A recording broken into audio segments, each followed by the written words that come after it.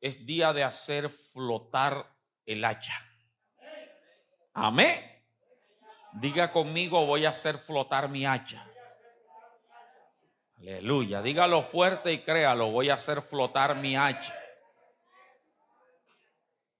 Segundo libro de los Reyes, capítulo 6, versículo 1 hasta el versículo 7. Dice la Sagrada Escritura: los hijos de los profetas dijeron a Eliseo: he aquí el lugar en que moramos contigo nos es estrecho.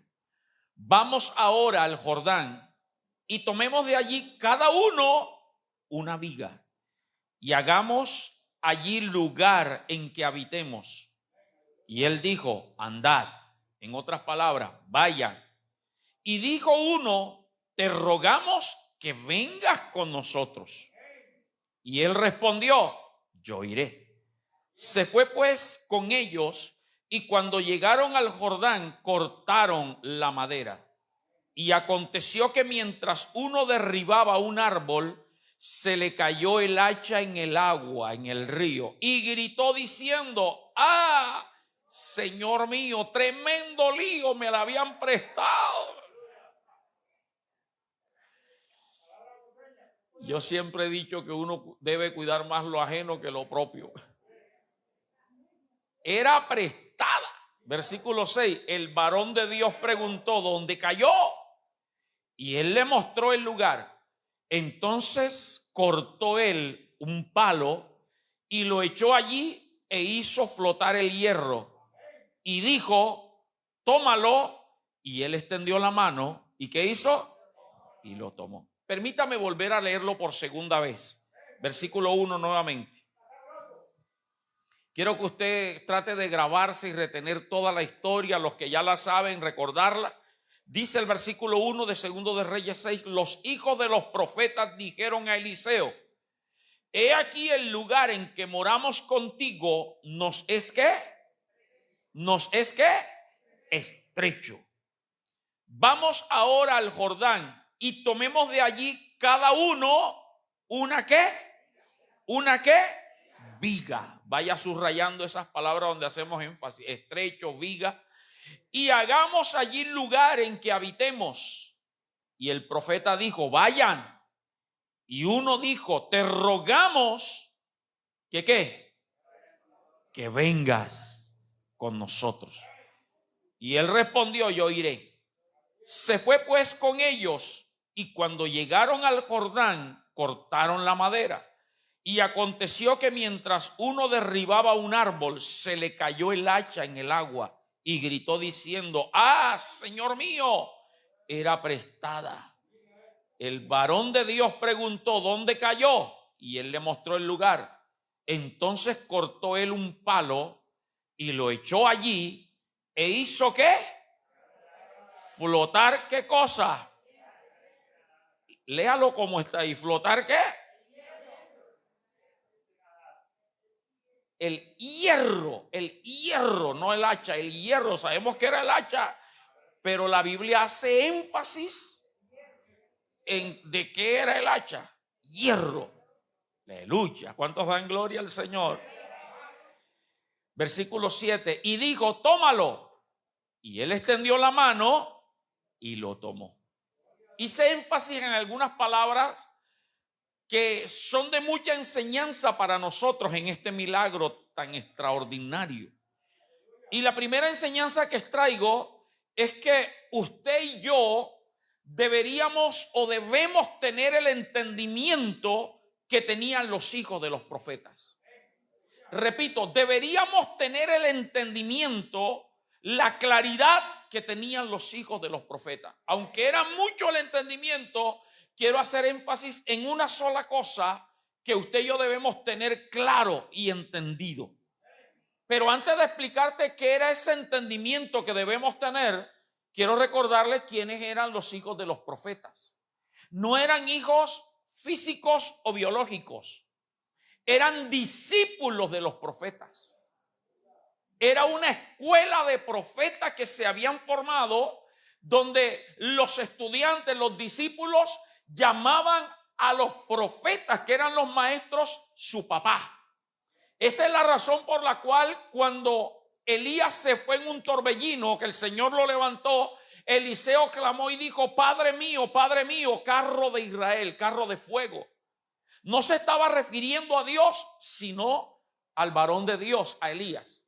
Entonces tengamos eso claro. Era gente que estaba en formación por medio de los profetas, porque todavía había una sola manera del llamado profético, que era de parte de Dios. Pero el llamado profético de parte de Dios era específico y especial para unos cuantos. Pero estos profetas llamados por Dios tenían la responsabilidad de formar profetas con otra misión. ¿Cuál era la misión? De formar profetas. Los profetas en la antigüedad enseñaban las leyes que Dios había establecido. O sea que el propósito de esta escuela de profetas no era para que fueran a profetizar, así dice el Señor, van a venir 5 años de abundancia, Dios te va a prosperar. No. El propósito era que le enseñaran al pueblo de Israel lo que Dios ordenaba a través de los mandamientos del Pentateuco, o lo que hoy se conoce como la Torá. Esa era la primera función. La segunda función de los profetas que estaban siendo formados era llamar al pueblo al arrepentimiento cuando se desviaban de los caminos de Dios. Cada vez que el pueblo se iba tras la idolatría, tras el pecado, a hacer lo que otras naciones hacían, se levantaban estos profetas para recordarles que eso no le agradaba a Dios, y los llamaban al arrepentimiento. Porque si no se arrepentían, Dios había hablado de juicio y castigo, pero el arrepentimiento verdadero mueve el corazón de Dios a misericordia. En tercer lugar, estos profetas en formación, los hijos de los profetas, eran adiestrados en las profecías bíblicas del nacimiento del Mesías. Es decir, que esos profetas en la antigüedad daban testimonio de un Mesías redentor, y ellos iban contando los tiempos, ellos iban sacando conclusiones en base a las profecías. Ellos sabían que había de venir un Mesías libertador, y cada vez que el pueblo era oprimido, ellos hablaban de una profecía mesiánica. Entonces, eso eran los hijos de los profetas. Vale la pena que usted tenga claro que los profetas que Dios necesita en este tiempo son este tipo de profetas. No esos que se dan título de profeta porque andan diciendo y declarando y hablando. Y usted los ve que nunca en sus mensajes llaman al pueblo al arrepentimiento. Solamente hablan de que Dios te va a bendecir, que Dios te va a prosperar si lo declaras, que eso está bien, pero su mensaje es solamente ese. Que Dios te va a prosperar y te va a bendecir si tú lo crees. Que Dios te va a prosperar y te va a bendecir si tú pactas, si tú siembras. Eso es lo que están predicando los profetas hoy día. Pero pocos profetas reales de Dios son los que llaman al pueblo a la santidad y a la consagración. Y ese es el fundamento que usted y yo sabemos. Ahora tenemos la Biblia completa.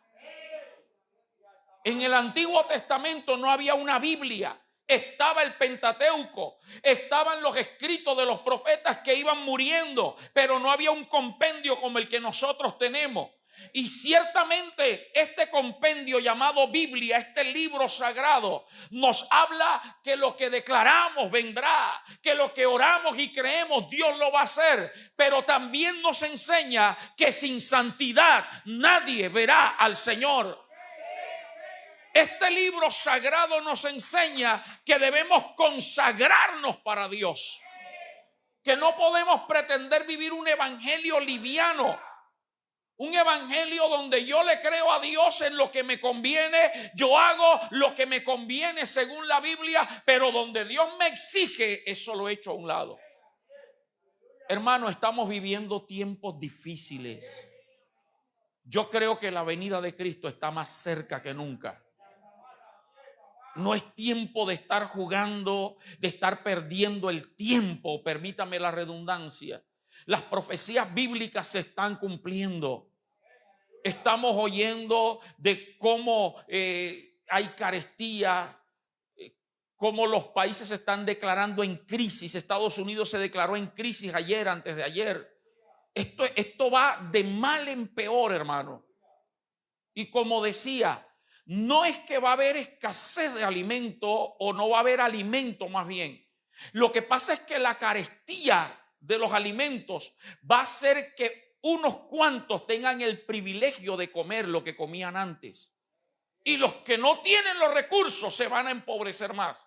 Pero ¿sabe cómo yo miro esto? Como la plataforma que está preparando el ambiente para el anticristo.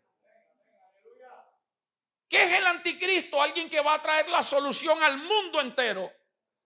Un grupo político a nivel mundial que va a traer la solución mundial. Pero lo que usted y yo tenemos claro por la palabra es que cuando este personaje o esta comunidad internacional aparezca, ya la iglesia de Cristo no estará aquí en la tierra. Por eso sí, hay que orar, preocupa, sí, pero no tengas miedo, hermano. Debes aprender a vivir como Dios quiere que vivamos. Entonces, estos eran los hijos de los profetas. Y en medio de toda la enseñanza que ellos estaban recibiendo, el entendimiento que ellos tenían es que un hijo de Dios, un siervo de Dios, no debe tener una mente chiquita ni apocada. El hijo de Dios, y usted debe tener este entendimiento, que debemos tener una mente amplia para creer que Dios nos ensancha en todas las áreas. No seas conformista a tu crisis, a tu situación. Por eso el apóstol Pablo dice: por lo demás, hermanos míos, no os conforméis a este siglo. Cuando habla de siglo, está hablando de temporada. Y cuando habla de temporada, no está hablando de 100 años, que es el siglo nuestro. Está hablando de la temporada tuya, que puede ser un día, una semana, un mes o años, no sé. Pero no te conformes, no creas que hasta allí llegaste. Debes creer que Dios algo va a hacer, y para eso tienes que ampliar tu fe, tu esperanza y tu confianza en Dios. Dale gloria a Dios. Estos hijos de los profetas se dieron cuenta que estaban llegando más gente, estaban llegando más adeptos, más discípulos, y ya estaban apretados. Eliseo era el profeta del momento, donde todo el mundo quería ser hijo espiritual de Eliseo, y estaba llegando gente. Ellos dijeron: no podemos rechazar a nadie, porque es que Dios no resta, Dios suma. Es más, Dios multiplica mejor todavía. Dios no te quita. Dios no te quita. Él le quita a los rebeldes y a los desobedientes, pero a sus hijos siempre quiere darles en abundancia. Así que si tú eres de los que sientes que algo ha sido quitado de tu vida, examínate simplemente. ¿Será que esto está pasando porque no estoy haciendo lo que Dios realmente quiere que haga?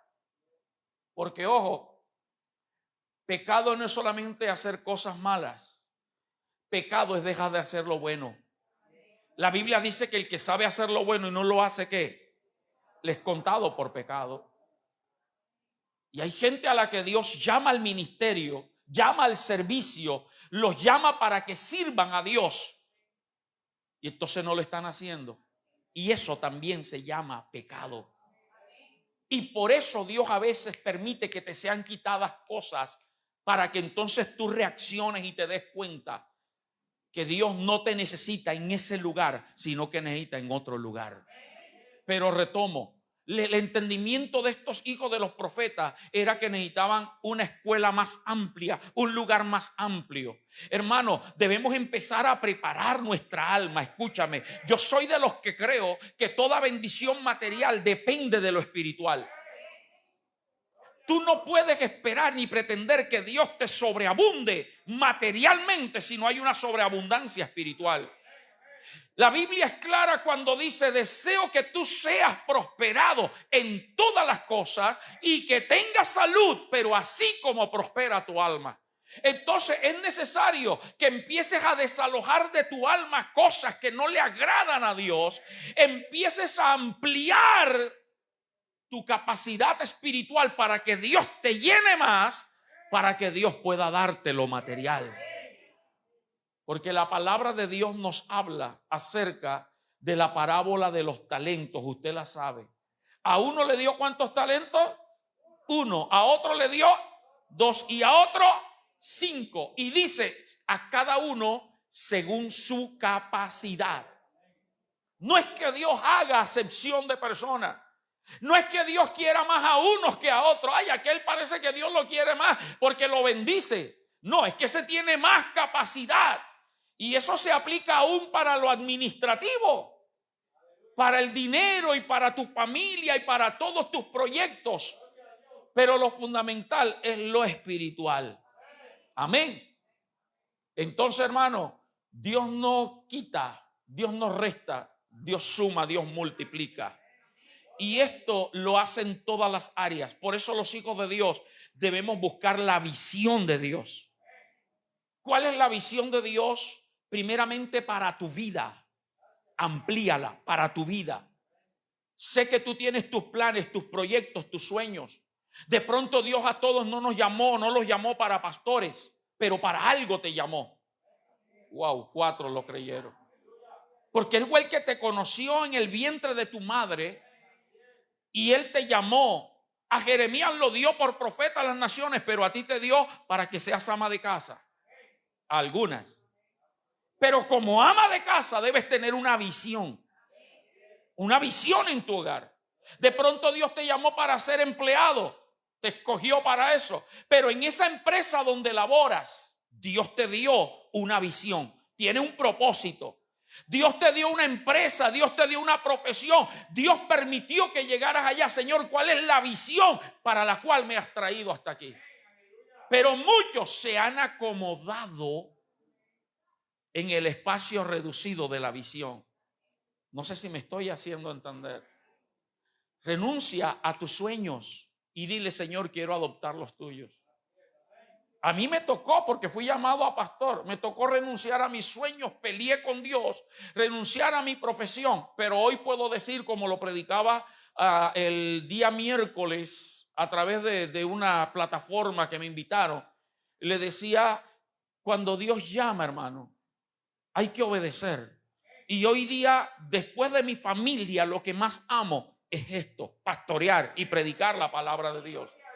Al principio cuesta, al principio es difícil, porque es que estamos tan enredados, ¿verdad?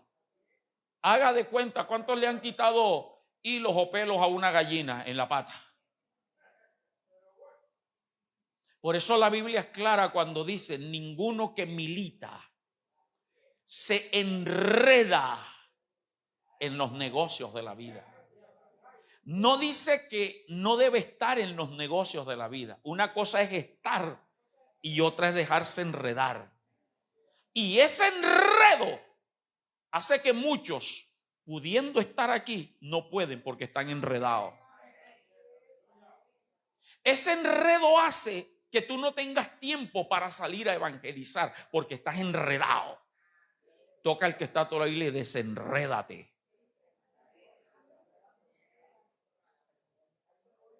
Wow, Dios quiere que me detenga aquí porque a alguien le está hablando Dios.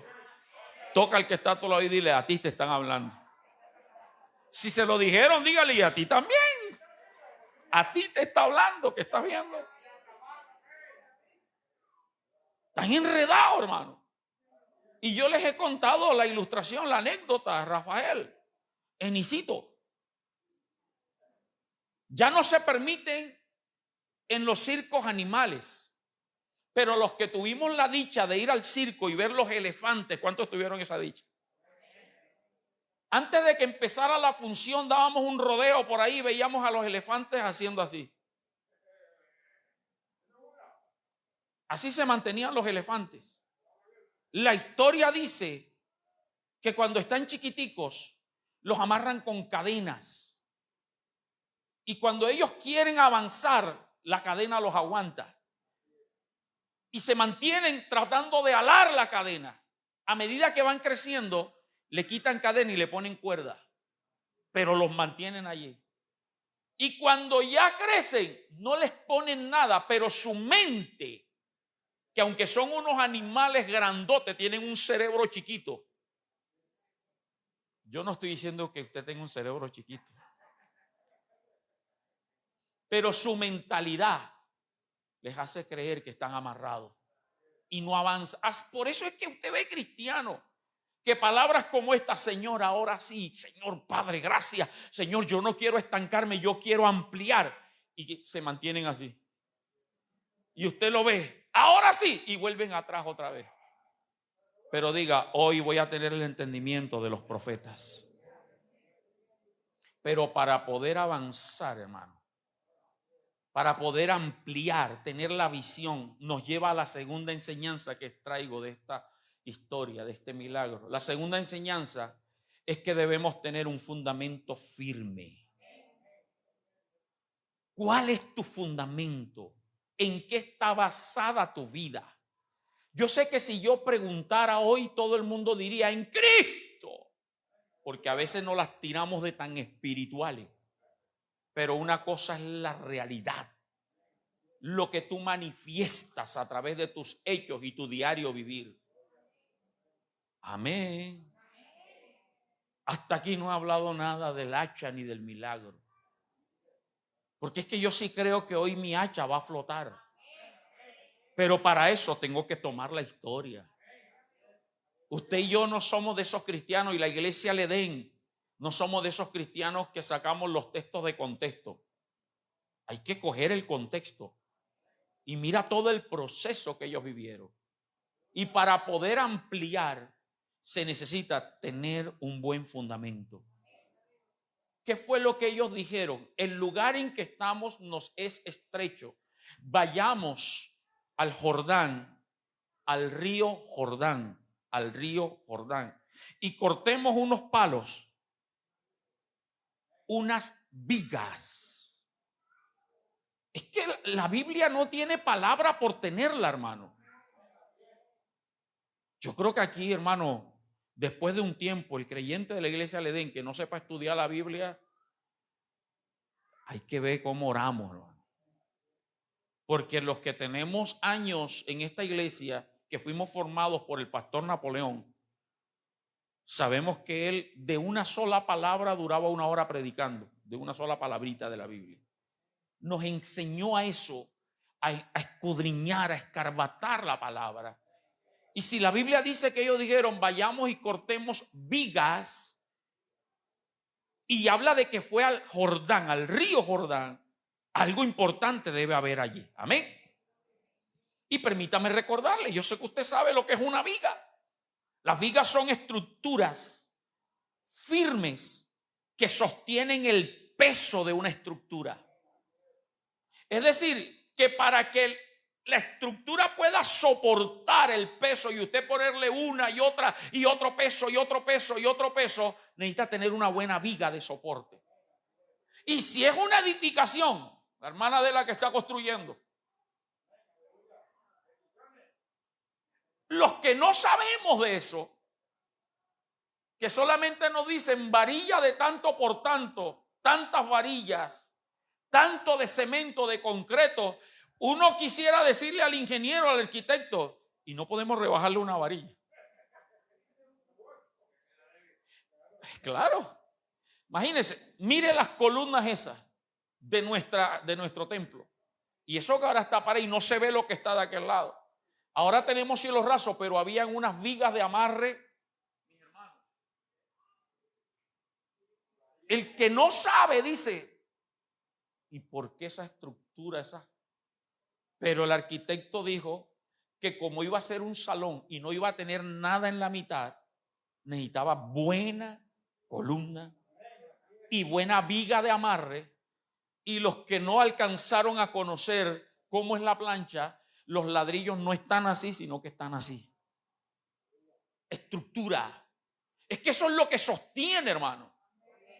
Y por eso te decía, si yo preguntara cuál es tu sostén, cuál es tu fundamento, cuál es tu viga, todo el mundo diría Cristo, amén, aleluya. Pero ¿sabes dónde se conoce un buen fundamento, una buena viga, un buen soporte? En el momento en que viene el temblor de tierra, el terremoto, la lluvia y los vientos. Amén. Por eso es que usted ve cristianos en las iglesias, los que están viendo la transmisión, que usted los ve bien consagraditos, hermano, aleluya, gloria a Dios, Cristo vive y amén, y son los más activos, pero cuando les vienen las pruebas, se pierden.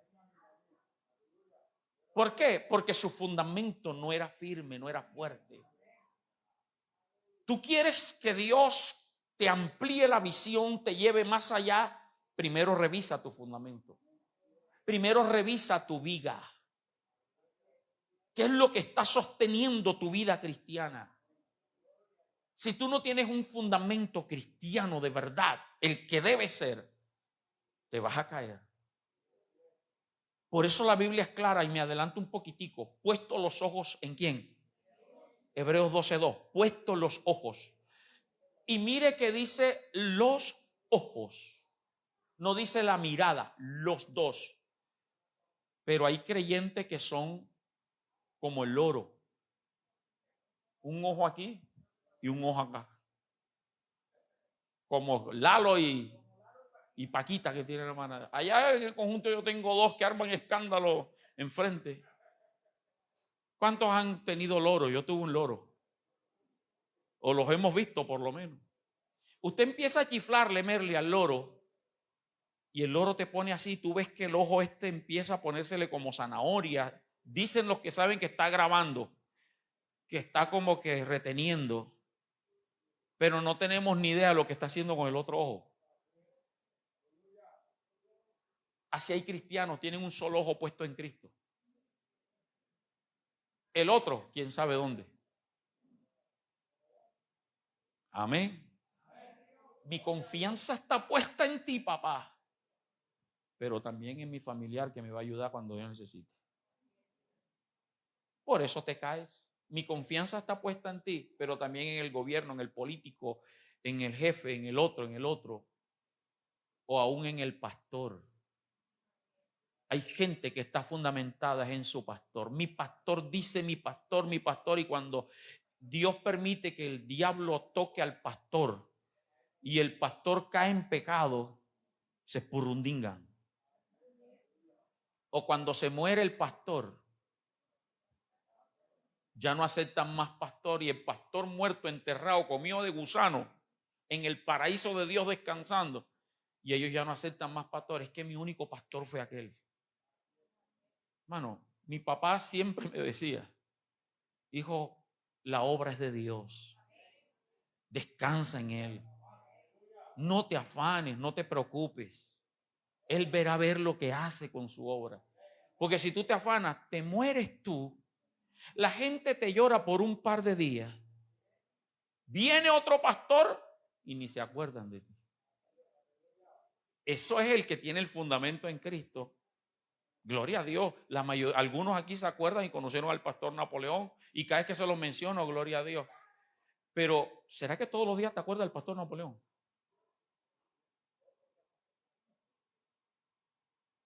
¿O te acuerdas del pastor Jonathan todos los días? Porque es el que estás viendo. Pero cuando tu mirada está puesta en Cristo, como lo enseñaba el miércoles, les decía en una plataforma, me decían, pastor, para usted, ¿qué es la fe?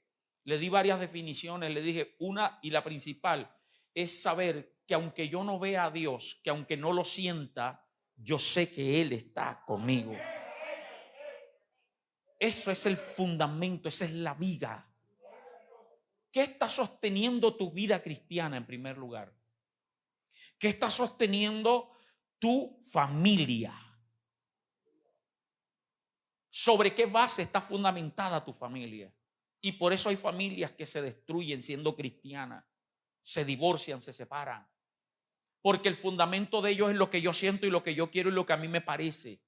Este hombre, esta mujer ya no me satisface y por allá hay otra que sí me dice Qué bonito te queda la camisa, qué bonito te queda la blusa, qué bonito el maquillaje, el corte de cabello, ya tienen el fundamento puesto en la apariencia y en lo que el otro le diga. Cuando tu fundamento es Cristo, todo matrimonio tiene crisis, pero Cristo lo mantiene firme. ¿Sobre qué estructura está tu profesión, tu empresa, tu negocio, tus proyectos? ¿Qué viga tienes? Para que no se caiga. Efesios capítulo 2, por favor, Enicito, versículo 20. Efesios 2:20. Yo voy a tener que decirle Manfrecito entonces, que es el papá. Efesios 2:20. Mire lo que dice. Edificados sobre el fundamento de ¿quiénes? De los apóstoles y profetas. Edificados sobre el fundamento de ¿quiénes? Yo le hago una pregunta. Según el orden bíblico, ¿quiénes fueron primero, los apóstoles o los profetas? ¿Y por qué está invertido? Porque nosotros vivimos bajo la gracia de Dios por la sangre de Cristo y nuestro principal fundamento tiene que ser lo apostólico antes que lo profético. ¿A qué me refiero en cuanto a lo apostólico? Las cartas apostólicas son las que forman el carácter del cristiano y de la iglesia. Las cartas apostólicas son las que corrigen a la iglesia naciente en Hechos capítulo 2. Pablo, Pedro, Juan, dice que Hebreos es de Pablo o de Apolo, no importa. Las cartas apostólicas es el fundamento. ¿Y sabe cuál es el fundamento de las cartas apostólicas? La santidad y la pureza. Ese tiene que ser nuestro fundamento. Yo no puedo fundamentar mi fe cristiana en lo que a mí me parece, en lo que yo creo y hasta donde mi mente me dé. Si la Biblia me dice que eso daña mi santidad, que si me junto con gente que no debo juntarme me daña mi santidad. Si la Biblia me dice en las cartas apostólicas que no me una en yugo desigual con los incrédulos, yo tengo que hacerlo. Pocos amenes. Y entonces mi fundamento es primero lo apostólico y luego lo profético. ¿Qué es lo profético? En primer lugar, el anuncio del Mesías libertador. Mi fundamento en la doctrina es que Cristo es el centro de la doctrina y de la iglesia. Y después en lo que creo. Por eso remata diciendo, edificaos en el fundamento de los apóstoles y profetas, siendo la principal piedra del ángulo, ¿quién? Jesucristo mismo. Que aunque te fundamentes en lo apostólico y luego en lo profético, la principal piedra del ángulo, la piedra angular de la esquina, la primera piedra que se coloca para hacer guía, tiene que ser Jesucristo. Porque sin Cristo no somos nada. Las vigas fueron cortadas en el río Jordán. Jordán significa el que baja. Eso significa Jordán. Es decir, que para que tu fundamento, tu viga, el que soporta la estructura de tu vida, de tu familia, de tu finanza y de todo lo que eres, para que eso llegue a ser Cristo, necesitas bajarte, humillarte ante el Dios diariamente. De lo contrario, no va a pasar nada. Serás de palabra, serás una fachada bonita por fuera, pero a la hora que venga el viento, la tormenta, te vas a caer porque no tienes un buen fundamento. Mire, al lado tuyo hay alguien que ha sufrido bastante o tal vez está sufriendo y que estoy seguro que lo que esa persona ha sufrido o está sufriendo, tú no lo hubieses aguantado. Pero el hecho de que está ahí es porque su fundamento es Cristo. Porque de lo contrario, hermano, Beatriz aquí no estaría, Otilia, cuando murió tu hijo también, aquí no estaría. Y todos los que han padecido cualquier tipo de lucha, crisis, si no fuera por su gracia y por su amor. Número 3, el tiempo se me fue. Yo pensé que iba a durar 20 minutos en esta prédica. Número 3, tercera enseñanza, la importancia de no hacer nada sin la presencia de Dios. Permítame mencionarla rapidito porque usted lo sabe. Seamos como dijo Moisés: si tu presencia no va conmigo, no me saques. Los hijos de los profetas dijeron: el lugar donde estamos es pequeño, estamos apretados. Vayamos al Jordán y cortemos vigas. El papá de los profetas, Eliseo, les dijo: vayan. ¿Qué dijeron ellos? Si tú no vas con nosotros, queremos que vayas. ¿Quién sabía que ese hacha se iba a caer al río? Nadie. Si Eliseo no hubiese estado allí, esa hacha se hubiera perdido, man. Y tremendo lío para el pobre profetica, porque el hacha era una herramienta costosa en ese tiempo. Era un lujo tener un hacha. Tremendo problema. Pero se adelantaron sin saberlo. No, yo quiero que tú vayas conmigo. Y ahí estaba el hombre que Dios usó para hacer el milagro. Por eso es que hay que orar en la mañana. Adelántate, porque tú no sabes lo que va a pasar en el resto del día. No tenemos ni idea de lo que el diablo quiso hacer hoy. Pero Dios nos guardó. Y si algo duro, cruel, difícil viviste en el trabajo, en la casa, en el hogar donde anduviste, gloria al Señor, estás firme, porque ahí estuvo el que hizo flotar el hacha, porque buscaste el rostro de Dios. Así que tengamos este entendimiento, hermano. Si la presencia de Dios no va con nosotros, ora, clama. Y cuarto y último, termino, el milagro. Vamos a hablar del milagro, que es el que más de pronto algunos estaban esperando. Ese milagro rompió las leyes de la física. Mano Francis, un hierro flota.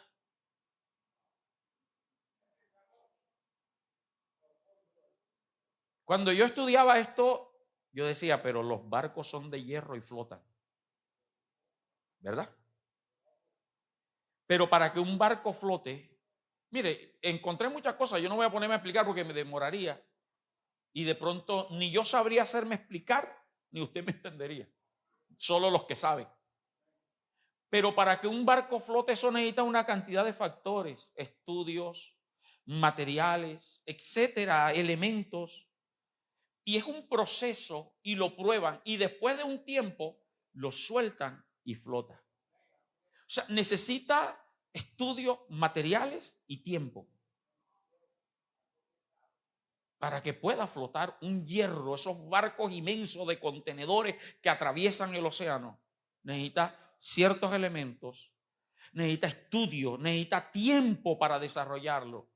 Pero lo que nuestro Dios hace, lo puede hacer así, sin intervención de nada, sin estudios previos, sin probar a ver si de pronto.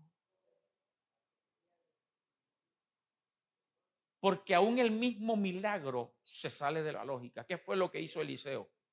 Cortó un palo. ¿Dónde cayó el hacha? ¡Allá! Puso el palo ahí y haga el experimento. Eche un hierro en el mar y después tira un palo para ver si le va a salir. Se va el palo también. Eliseo representa a Dios. La vara representa la palabra, la fe, la que nos da la seguridad y la confianza. Hermano, yo no sé qué tan profunda esté hundida tu hacha. Y cuando hablo de tu hacha, estoy hablando de tu fe. En primer lugar, hay gente que tiene la fe perdida ya. Ya este tipo no lo cambia nada ni nadie. Ya esta tipa no la cambia nada ni nadie. Mis hijos, ya tiro la toalla. A veces nuestra fe se hunde. Ya me conformo con esta crisis. Ya no hay manera de que yo pueda conseguir empleo. Nuestra fe se hunde. Pero hoy el Espíritu Santo suelta la vara y tu fe sale a flote. Porque Él es el mismo de ayer, de hoy, por siempre. El hacha es tu ministerio. Que el pastor no me usa, que a mí no me dan oportunidad. Tranquilo. Dios te exaltará cuando sea tiempo. Si te humillas ante la poderosa mano de Dios. Tu hacha hoy puede ser tu salud.